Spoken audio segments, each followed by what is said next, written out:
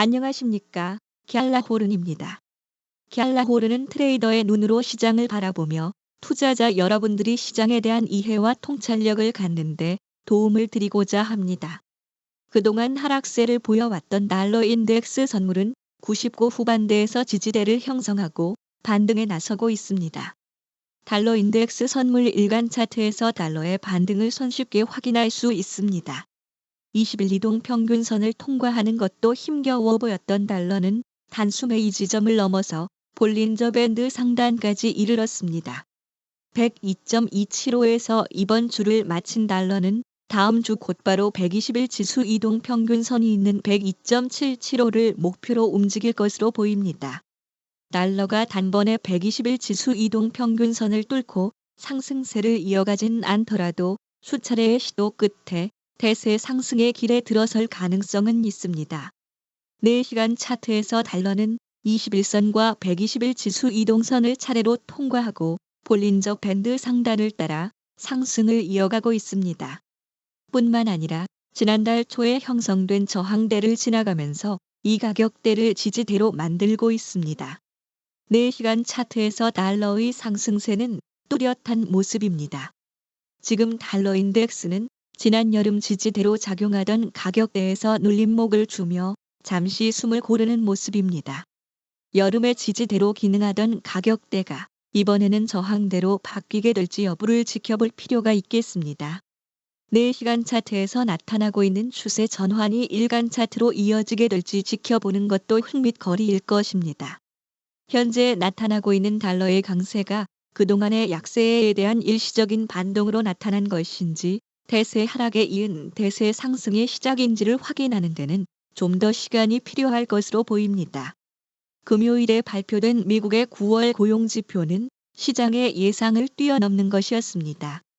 외환 시장에 큰 영향을 끼치는 지표 가운데 하나인 비농업 부문 고용은 시장이 예상한 14만 7천 명 증가를 크게 뛰어넘는 25만 4천 명 증가를 기록했습니다. 이는 지난 3월 31만 명 증가 이후 6개월 만에 최대 증가폭이었습니다. 함께 공개된 실업률은 4.1%로 지난달 발표치와 시장 예상치인 4.2%를 밑돌아 미국의 고용시장이 견고함을 보여줬습니다. 미국 노동부가 발표한 고용보고서가 시장의 예상을 단번에 깨뜨리자 오는 11월 미 연방준비 제도의 비컷 기대감은 사그러들었습니다. 스파르탄 캐피털 증권의 피터 카딜로 수석시장 이코노미스트는 이번 결과를 놓고 미국 경제가 곧 마이너스 성장할 것이란 두려움을 불식시켰다며 4분기 경제 활동이 견고하게 유지될 가능성이 크다는 것을 말해준다고 평가했습니다. JP 모건도 9월 고용지표 결과에 따라 오는 11월 미 연준의 2차 비컷 가능성 대신 기준금리를 25베이시스 포인트 내리는 베이비 컷을 전망했고 뱅크 오브 아메리카 역시 11월 금리 인하를 50베이시스 포인트에서 25베이시스 포인트 인하로 수정했습니다. 제롬 파월 연준 의장은 지난달 30일 오는 11월 비컷 가능성을 이미 일축한 바 있습니다. 파월 의장은 테네시주에서 열린 전국 경제인 협회에서 경제지표가 계속 지금처럼 유지된다면 추가 금리 인하 가능성이 있다고 밝히면서 인하폭은 25베이시스 포인트 단위로 이루어질 것이라고 말했습니다. 파월 의장은 경제가 예상대로 움직이면 올해 금리를 더 많이 인하할 것이고 인하폭은 50베이시스 포인트 수준일 것이라고 밝혔습니다. 이는 11월과 12월에 각각 25베이시스 포인트씩 금리를 내리겠다는 의미로 풀이되고 있습니다.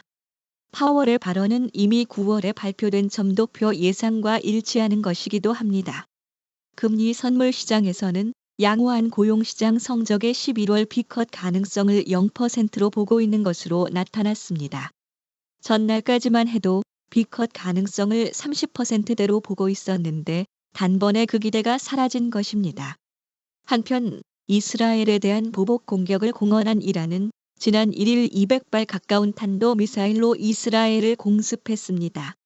이란 혁명수비대는 이번 공격을 하마스 수장 이스마일 하니에, 헤즈볼라 수상 하산 나스랄라, 혁명수비대 작전부사령관 아바스 닐포루샨의 죽음에 대한 보복이라고 밝혔습니다.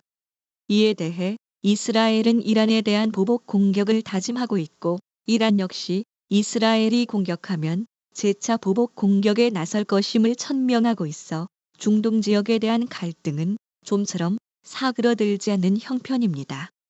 고조되고 있는 중동발 리스크는 유가와 달러의 가치를 끌어올리고 있습니다. 갤라호른에서 제공하는 보고서는 참고용으로만 활용해 주실 것을 말씀드리며 투자에 대한 책임은 전적으로 투자자 자신에게 있다는 점을 유념하시기 바랍니다. 도움이 되셨다면 구독과 좋아요 부탁드리겠습니다. 지금까지 갤라호른이었습니다. 감사합니다.